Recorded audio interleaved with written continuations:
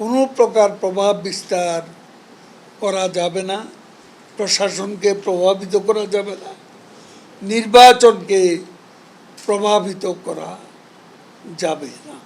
কোনো প্রকার প্রভাব বিস্তার করা যাবে না, প্রশাসনকে প্রভাবিত করা যাবে না, নির্বাচনকে প্রভাবিত করা যাবে না। উপজেলা নির্বাচন সম্পর্কে গতকাল আমাদের নেত্রী, তার আগে আমি যেসব বক্তব্য রেখেছি, অনেকেই ভেবেছিল বোধহয় এটা আমি নিজেই নেত্রীর নামে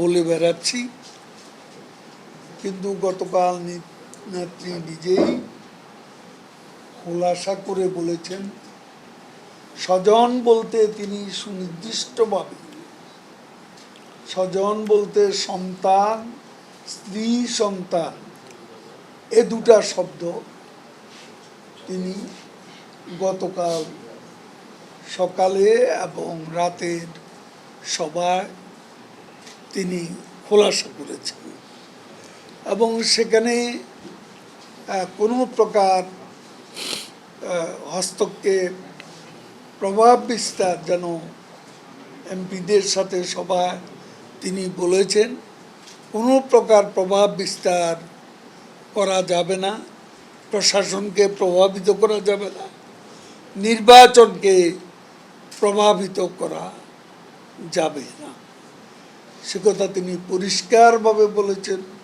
এবং তার গাইডলাইন্স অনুযায়ী আমরা আমাদের পার্টির কর্মকাণ্ড পরিচালিত করব এবং উপজেলা নির্বাচনের ব্যাপারেও আমাদের নেত্রীর সিদ্ধান্ত, গাইডলাইন্স অনুযায়ী আমরা আমাদের দায়িত্ব পালন করব।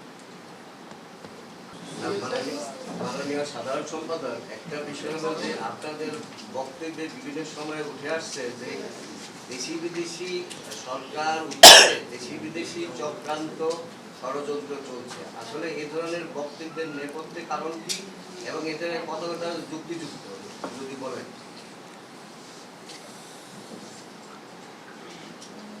যুক্তিযুক্ত কতটা সেটা আমরা দেশ চালাচ্ছি, আমরা তো উপলব্ধি করি কিভাবে আমাদের উপর বিভিন্নভাবে চাপ সৃষ্টি।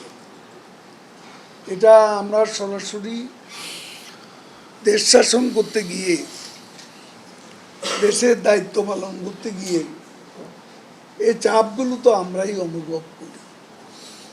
তারপর নির্বাচনের আগে প্রকাশ্যেই ধামকি ছিল, নিষেধাজ্ঞার ভয় ছিল, স্যাংশনের ভয় ছিল, এগুলো তো প্রকাশ্যেই দেওয়া হয়েছিল।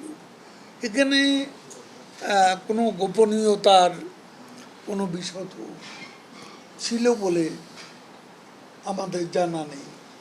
এগুলো তো সিক্রেট কিছু ছিল না, ওপেন সিক্রেট।